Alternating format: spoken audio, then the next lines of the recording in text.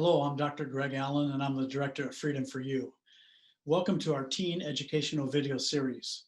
On this video, you'll hear from some of our leadership teens as they talk about different life issues and give their personal advice. I hope you enjoy it.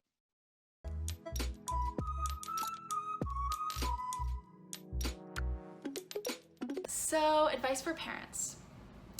In what ways would you like your parent to communicate with you better? I was really lucky, and I've had such an amazing relationship with my parents and my family my whole life.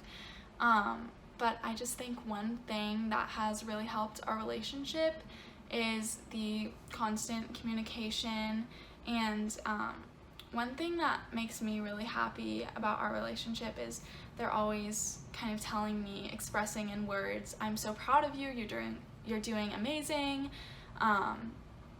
keep your head up, keep going. All of those words of encouragement really inspired me throughout my childhood and high school experience, because I really respect them and I want their respect, and it's really nice to hear out loud that they really respect what I'm doing and they are proud of me. So that's really helped our relationship, a constant communication of verbally, hey, you're doing awesome, it's okay. I think that giving support to their teens, parents, what's really worked with my family is my parents said, we're available when you need us, but you don't have to come to us. It was kind of my responsibility to approach them and say, hey, I would love to talk to you about something, and they're always all ears and always super awesome about that. But it's really nice to know that they are there when I need them, but they don't have to be the sole person that I connect with about life and everything, which they often are because of that approach, and they're so amazing. So I do usually talk to them about things I need support on. Yeah.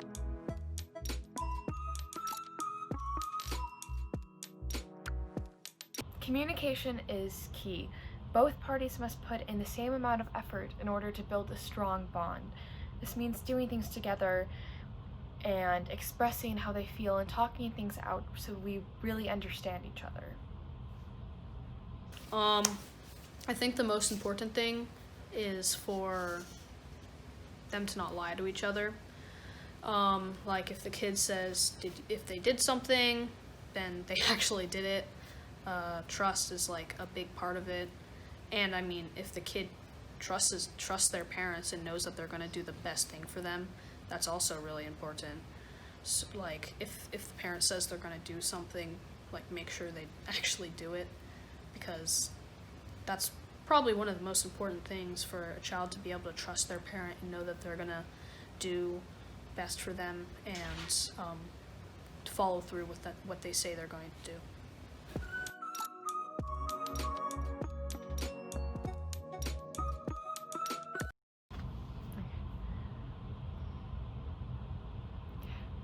Parents can do many things to support their teens, especially during this kind of transitioning, crazy time of their lives. It's the little things that really count, such as helping their kid with homework, or just letting them know that they're there for them, and talking things out and expressing how they're feeling, and letting them do what they want so they feel that they're welcomed and that they have the freedom, but they also have the wing and support of their parents.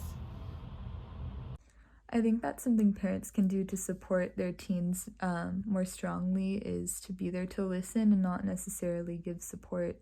Oftentimes I think teens and young adults just need sort of a shoulder to lean on or cry on, or just open ears to listen, and not necessarily advice or a lecture. I think an open mind and the willingness to listen and try to internalize the information, what you're hearing that your teenager or young adult is telling you, to try to understand what they're going through, because it's different. We're growing up differently than I think our parents' generation did. So I think keeping that in mind is very important as you're listening, and sort of just being a support and being there for your child to lean on.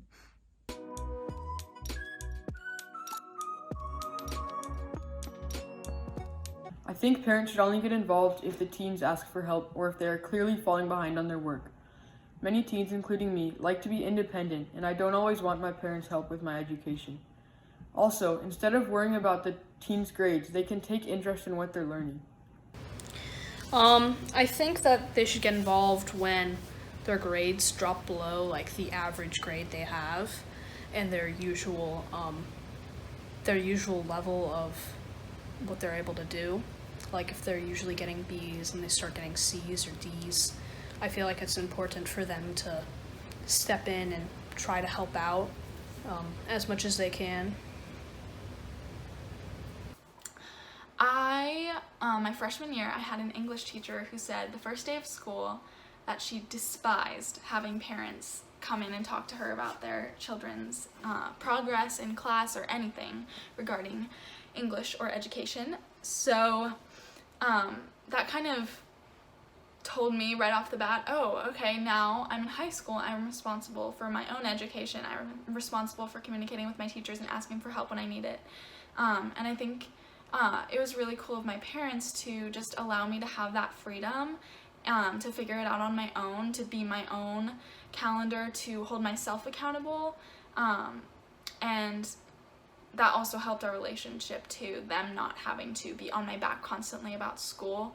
It allowed us to talk about other things and have a relationship based on fun things and songs we love and all that stuff and personal problems, but my education was always something that I was in control of. And now obviously they always were available to help me when I needed it. I would ask them for help when I wanted to, and that helped our relationship too. They were there, and I definitely did utilize them for help, but it was really cool because I got to say, like, I handled my education. I took control of that.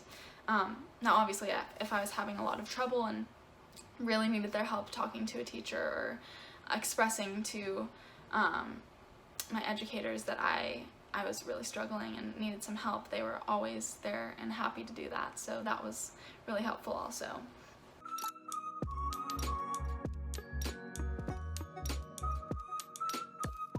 Well, I think that a parent should ask their teen to do things and like get them out of the house, get them going for drives, go to the beach, take a walk. There are so many things outside of social media, outside of their house that they can be doing together, or going for a lunch, just making the effort and really trying and not giving up, because I think it's really easy to just say, oh, my teen doesn't want to do anything with me, and just giving up and letting them live their own life. I think it's very important to be involved and keep making the effort. That is a big one, especially since now, I mean, not now because we're in a global pandemic, but before this, teens are always on the run, doing everything and anything, so many activities. You know, it's so hard to find time to connect with parents in the midst of social circles and school and extracurriculars and clubs and everything.